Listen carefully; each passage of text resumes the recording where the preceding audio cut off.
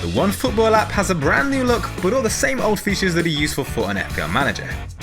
Get customized push notifications to receive team news, goal alerts, and more. Download it for free via the link in the description.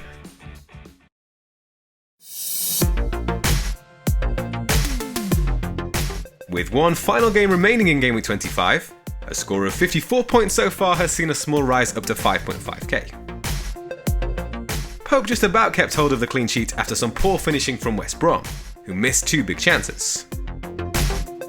Me was past fit to feature in the goalless draw after adhering to the concussion protocols. Man City restricted Arsenal to just a single effort on target in their professional 1-0 win. Cancelo went close to doubling the lead with a big chance late on, but put his shot inches past the post. An unfortunate Ilan Meslier own goal denied Dallas the clean sheet against Wolves, but he has a second chance to earn points against Southampton at the time of recording. As does Rafinha, who created three big chances in the 1-0 defeat, coming away with 2 bonus points for his efforts. Liverpool suffered a fourth consecutive Premier League defeat, but their biggest chance of the night fell to Salah, who drew a superb save from Pickford.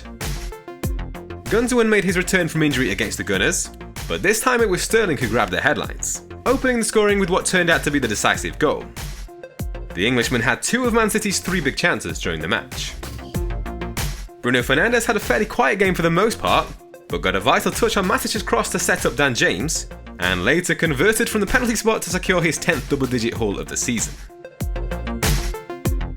The only return amongst the forwards has so far come from Antonio, who'll remain firmly rooted to the bench. But there's still hope for points from Bamford and Adams when Leeds host Southampton in the final match of Game Week 25. So now let's take an early look at the transfer plans ahead of Saturday's Double Gameweek 26 deadline.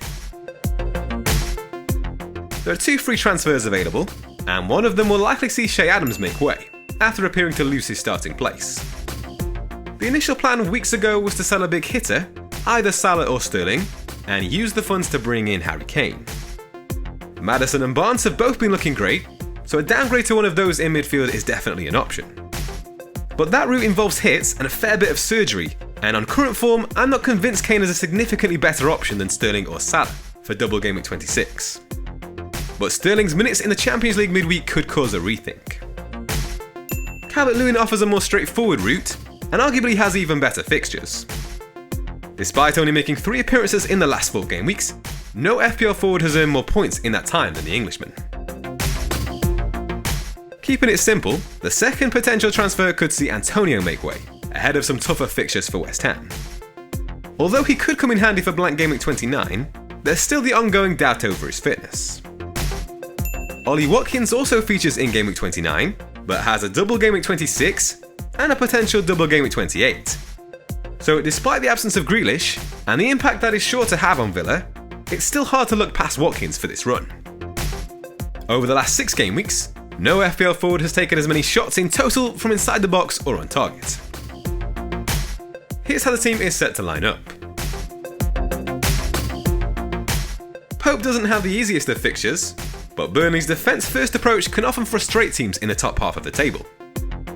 Excluding Man City, they've conceded just 7 goals in their last 8 matches against top-table sides, keeping 3 clean sheets.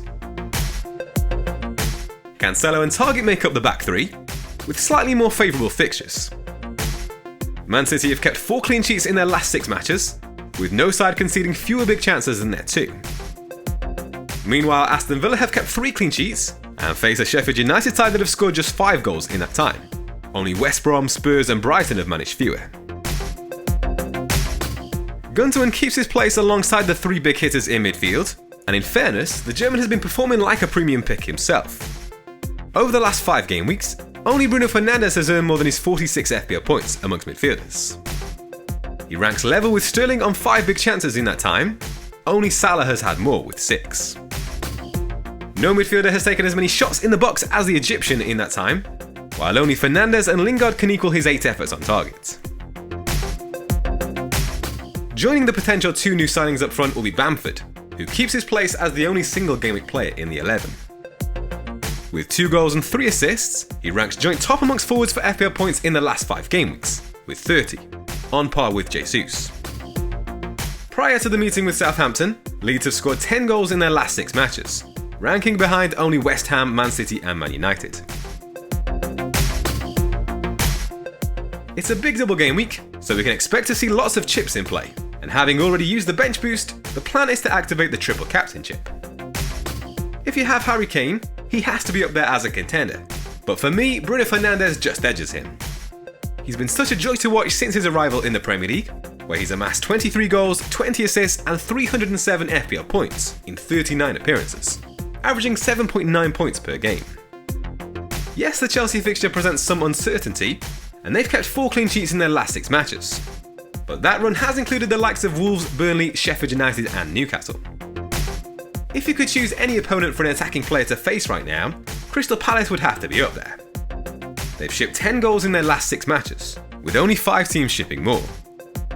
But even more astounding is the fact they've conceded 17 big chances in that time, a league high figure only matched by Southampton, who at least have the excuse of suffering that freak 9-0 defeat to Man United after an early red card.